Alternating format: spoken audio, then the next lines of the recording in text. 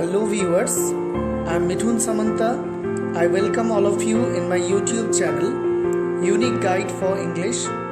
In today's class, I would like to discuss on a poem, A Tiger in the Zoo, composed by Norris. It has been taken from the second chapter of first flight book of CBSE Standard 10. If you like the video, don't forget to press on the like button, to subscribe the channel and to share the video among your friends. Let's start.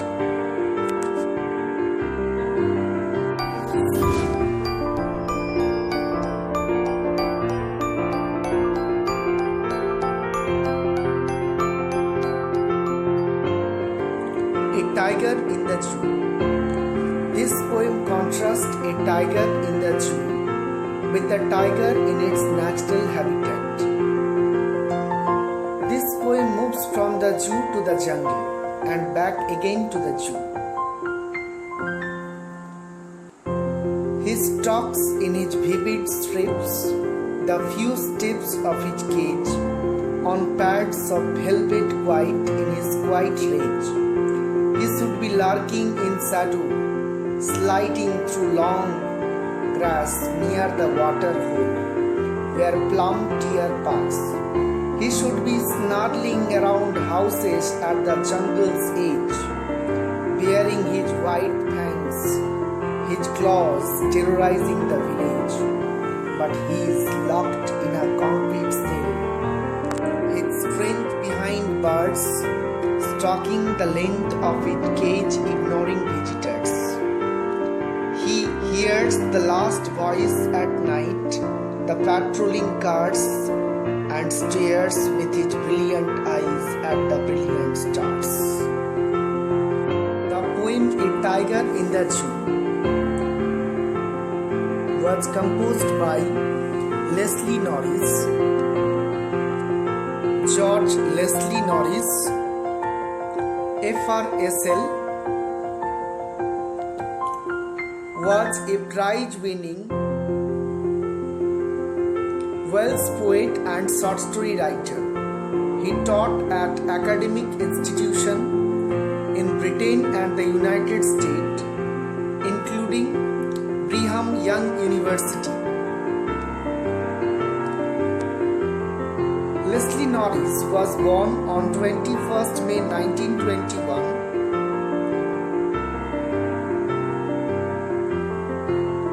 The place was Mithun,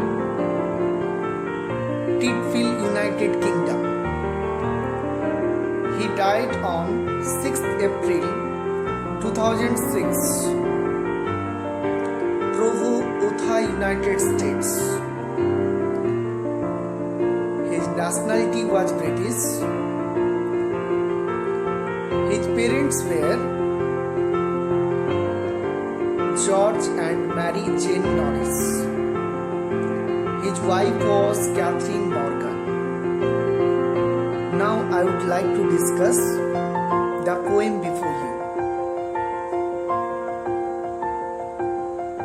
A Tiger in the Zoo. He stalks in his vivid strips the few steps of his cage on pads of velvet white in his quiet rage. Here he refers to the tiger. The tiger walks in quiet rage. Here quiet rage refers to unexpressed anger. Means the tiger walks in unexpected anger. In the few steps.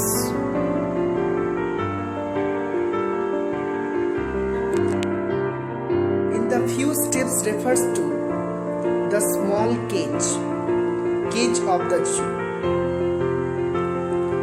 He has vivid strips. Here vivid strips refer to bright and attractive lines on the skin. So,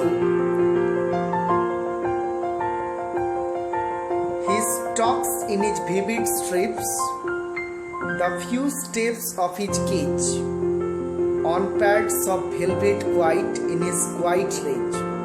So the tiger walks in its small cage. Mainly, here the poet is talking about a tiger in its cage.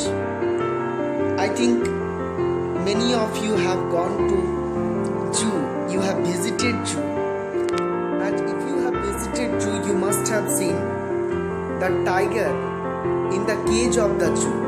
Here the poet is talking about a tiger in the cage of a zoo. In its small cage, the tiger walks in angry mood, and that mood is unexpressed angry mood. And he has only the limited area of his room to walk. He has vivid strips on his body, on the body of the tiger. There are bright and attractive lines on its skin. He should be lurking in shadow, sliding through long grass. He refers to the tiger. Lurks means waits. In shadow means shadow of the tree. And slides means walks secretly in the long grasses of the jungle. So the tiger waits in the shade of the tree and walks secretly. The tiger waits secretly in the shade of the tree. The tiger waits secretly under the shade of the tree and walks secretly in the long grasses of the jungle. Near the water hole where the plump deer pass. Near the water hole means near pond, lake or river. Near pond, lake or river. He searches the plump. Here plump refers to fat. Deer means food. Deer means food. Near the water hole where the plump deer pass. So where the tiger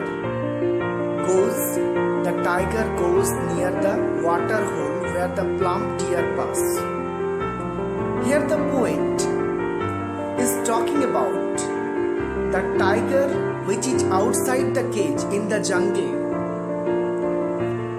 In the last picture also I have shown you the tiger is waiting under the shadow of the tree in the long grasses of the jungle. And in this picture we can see the tiger has come near the water hole, near the pond or lake or river, where the deer comes for drinking water. Here the tiger's main aim in the jungle is to attack the deer for his food. So here the poet has talked about a tiger which is free. But in the first paragraph, the poet talked about the tiger which is captivated, imprisoned inside the prison. And here in this picture, we can see the tiger is free in the jungle. It has reached to the water hole for its food, for killing a deer for its food. He should be snarling around houses at the jungle's edge.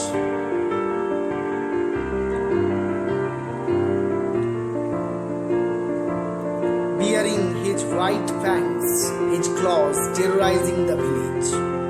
Sometimes the tigers enters into the villages residing near the jungle. He snarls means roars. Look at the annotation. He snarls. Snarls means roars. And walks around the houses. The houses refers to the village. At jungle's edge. At jungle's edge refers to the end of the jungle. He shows his white fangs. Here white fangs refer to sharp teeth. And claws to terrorize. Terrorize means to scare. For scaring the villagers, the people of the village. So he should be snarling around the houses at the jungle's edge. So sometimes these tigers enter in the village and terrorize and scare the people, and the people become afraid of the tiger. It shows its teeth, white teeth, and the people of the village become terror-stricken then. But he is locked in a concrete cell. Again the poet is talking about the tiger of the zoo. Again the poet is talking about the tiger on the zoo. The tiger in the zoo. He is locked in a concrete cell, his strength behind the bars, stalking the length of his cage, ignoring visitors. So, here the tiger is inside the cage. Means the life of a tiger inside the cage is just the opposite the tiger which is outside the cage in the jungle. Here the poet is trying to present before us two types of picture. The picture of a tiger in the cage and the picture of a tiger in the jungle. So in this paragraph, unlike the first paragraph, the tiger is, like the first paragraph, the tiger is in the cage. He is closed inside the concrete cell. He refers to the tiger. The tiger is closed, imprisoned inside the concrete cell. Inside the concrete cell of the zoo. Cage of stone refers to concrete cell. Concrete cell refers to cage of stone. He can show his strength here. So he walks in the length. So the tiger has only the limited space to walk only inside the cage. He ignores the visitors. Many people come to see the tiger. He ignored the human beings. He hears the last voice at night, the patrolling cars and the stars with his brilliant eyes. At the brilliant stars, the tiger listens to the voice. He hears the last voice at night. The patrolling cars, the tiger listens from inside the cage. The patrolling cars of the city street and stares with his brilliant eyes to the sky and see the brilliant stars. So here he refers to tiger. The tiger listens the last voice, means the people going back to their houses at night. The tiger listens that sound. He also listens the sound of patrolling cars, the cars of the police in the city. Their sound also is listened by the tiger. By his brilliant eyes, by its brilliant eyes, the tiger, hopeful eyes for freedom. Means there is the hope inside the eyes of the tiger that it may be freed or it will get freedom. He looks at the brilliant stars.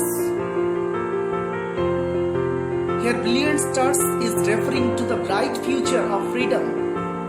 Means the tiger may be free. It is the hope of the tiger only.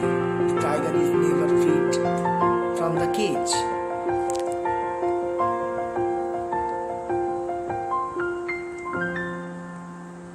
Tiger in the Zoo, the poem and its explanation. He stalks in his vivid strips, a few steps of his rage, on pads of velvet quiet in his quiet rage. Here stalks means follows, vivid means bright colored, pad means paws of tiger, rage means anger. Here the poet says that the tiger is confined in the zoo, moves around in the cage under his bright colored skin. He further says that the tiger can take only a few steps because the cage is small and it is not easy to move in it. He cannot hear his footsteps because he has very soft feet like velvet, because of which there is no sound of the tiger footsteps. The tiger tries to control his anger by quietly walking in the limited area of his cage. He is angry because he is not free. In the first paragraph, we can see the rhyme scheme. The rhyme scheme is ABCB. You see the rhyme scheme ABCB. Strips, it is A. Strip has similarity with age.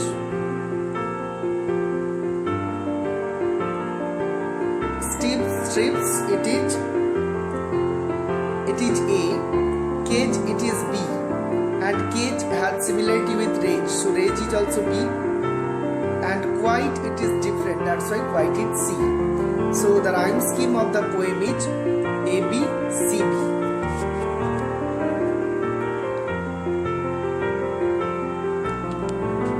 Here we can see the tiger is personified. The poet refers the tiger as he.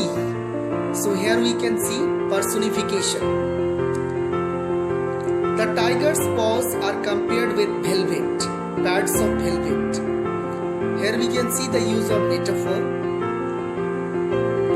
We can also see enjambment. Sentence is continuing to next line without any punctuation mark. It is one literary device. It is called enjambment. We can also see imagery. In this paragraph, poet tries to create an image about the tiger. He stalks in his vivid strips the few steps of his cage. We can also see consonants. Use of S sound. Stalks, hedge, strips. Here we can see S sound. It is called consonants. It is called consonants. Stalks, S, strips. We can see the use of assonance. Use of vowel sound I in his vivid strips. In his vivid strips, use of vowel sound I, assonance. Use of adjectives opposite in meaning, quite range. Quite range. So, oxymoron, we can see the use of oxymoron. It is a figure of speech where opposite words are placed side by side.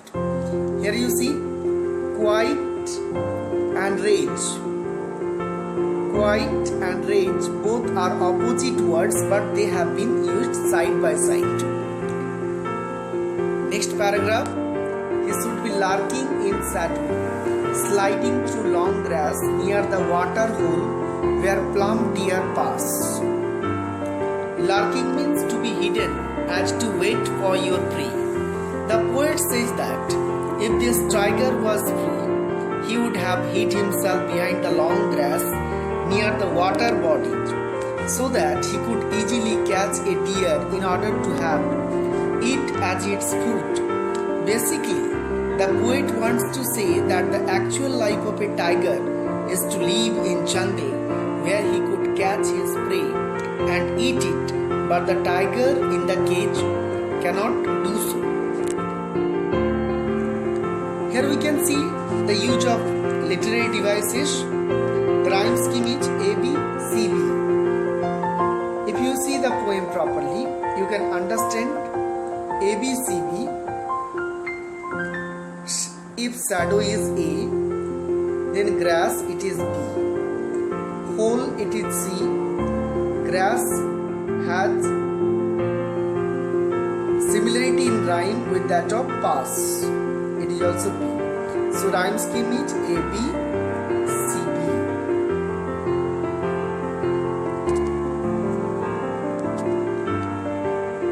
In this paragraph, the poet says that in this tiger was free, he would have hid himself behind the long grass near the water bodies so that he could easily catch a deer in order to have it as its food.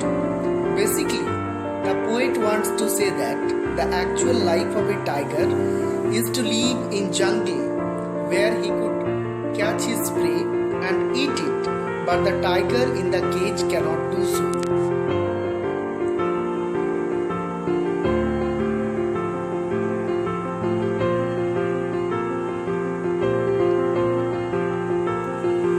Here also we can see enjambment.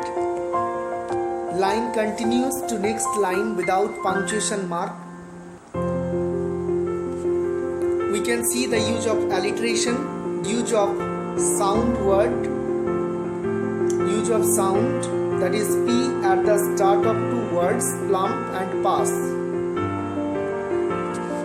We can see the use of imagery. The poet has tried to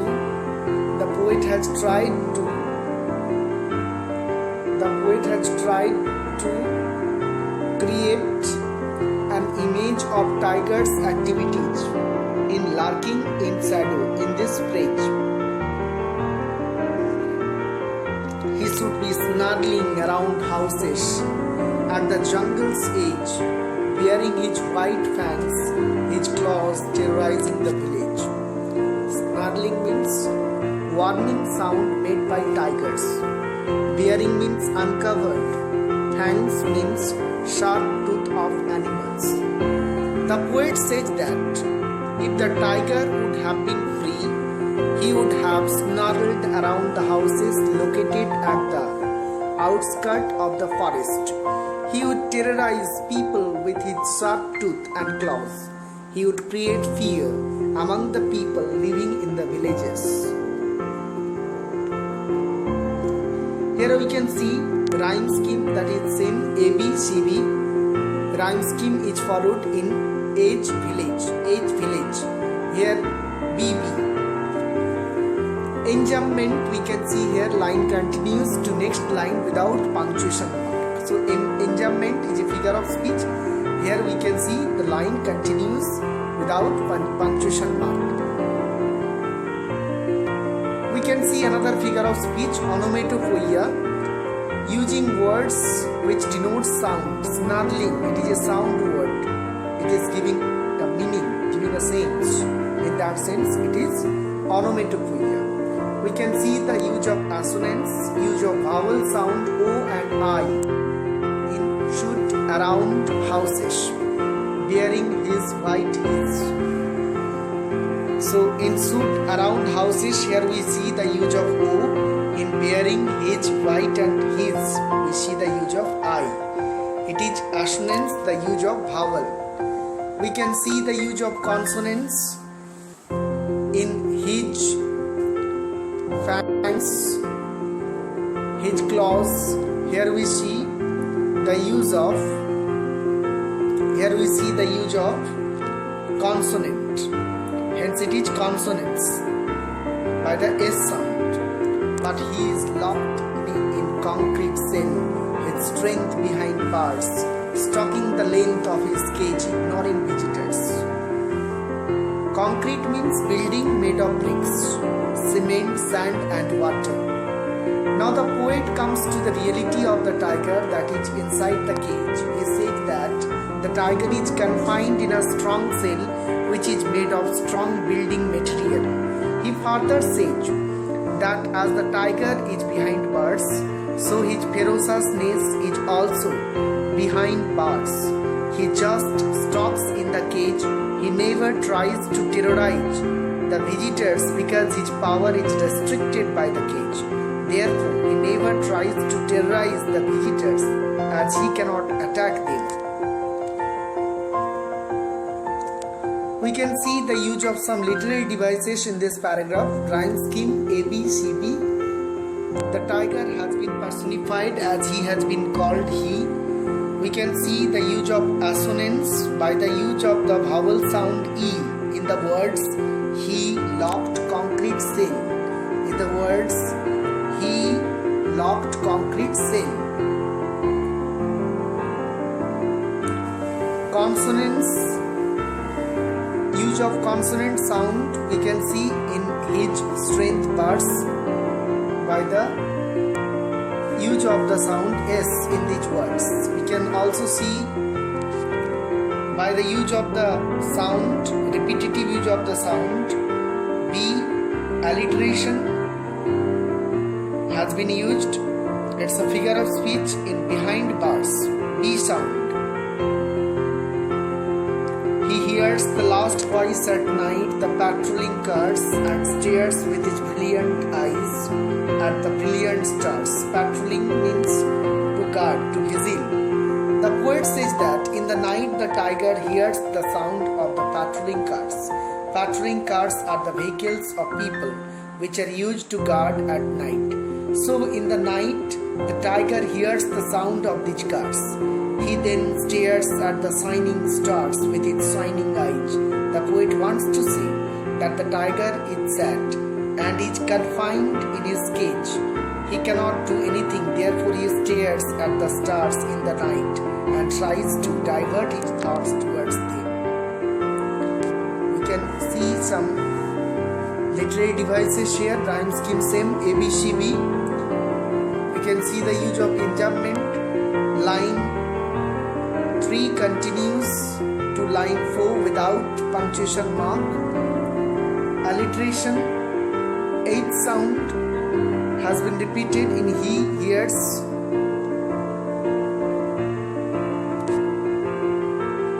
Assonance, use of I in with is brilliant. A tiger in the zoo, question and answers. Find the words that describe the movements and actions of the tiger in the cage and in the wild. Arrange them in 2 columns. So here you see the answer. Stalks, quiet rage, ignoring visitors, hears sound of patrolling cars, stares at stars. These words are expressing the tiger's activity in the cage of a zoo, and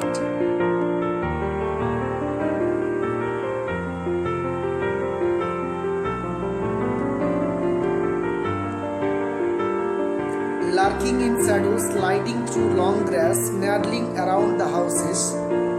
This is indicating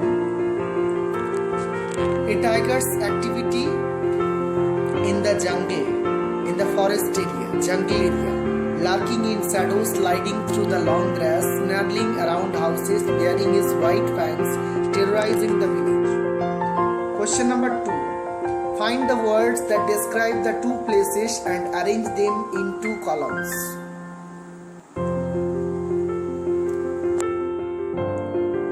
In cage, few steps of each cage. In wild, shadow, long grass.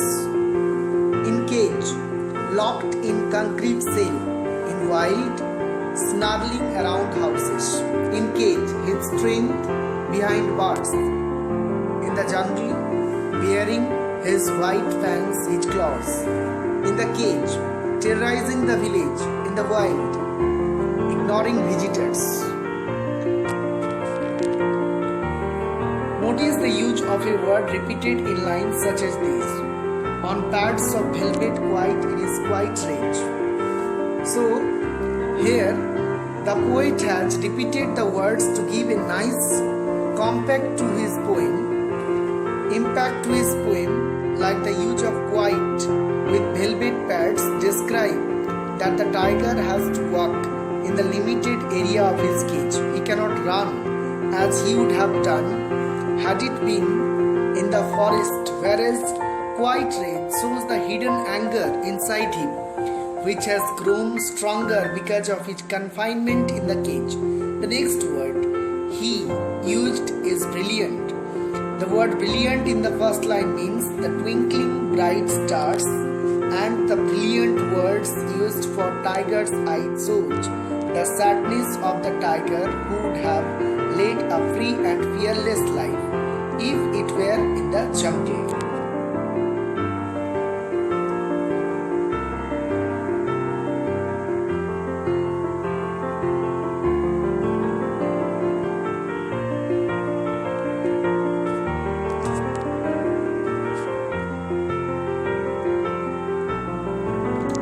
Question you see, though I have discussed the question, but the question I think should be clear before you. Again, find words that describe the two places and arrange them into columns. So the words that describe the two places, so here you see places, cage and wild. Few steps of his cage, it is describing the cage. Shadow and long grass, it is describing wild. Locked in concrete cell, it is describing cage. Snarling around houses, it is describing wild. His strength behind bars, it is describing cage. Wearing his white pants, his claws, it is describing wild. Terrorizing the village, it is describing cage. Ignoring visitors, it is describing wild. Now in this question you see, and stares with his brilliant eyes at the brilliant stars. What do you think is the effect of this repetition?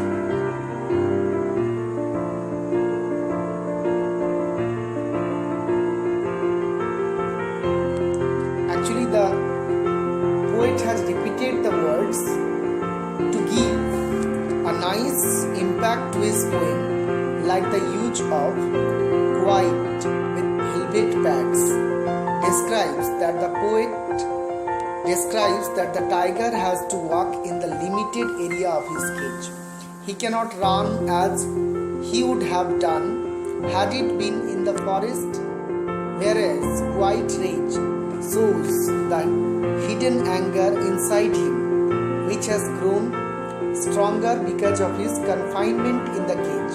The next word he used is brilliant. The word brilliant in the first line means the twinkling bright stars and the brilliant words used for the tiger's eyes shows the sadness of the tiger who would have led a free and fearless life if it were.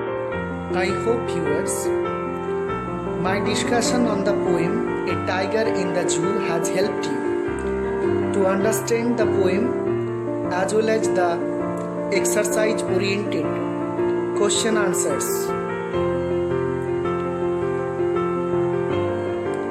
I shall be again present before you with another video. Take care of yourself. Don't forget to like, subscribe and share the video. Thank you for watching. Bye bye.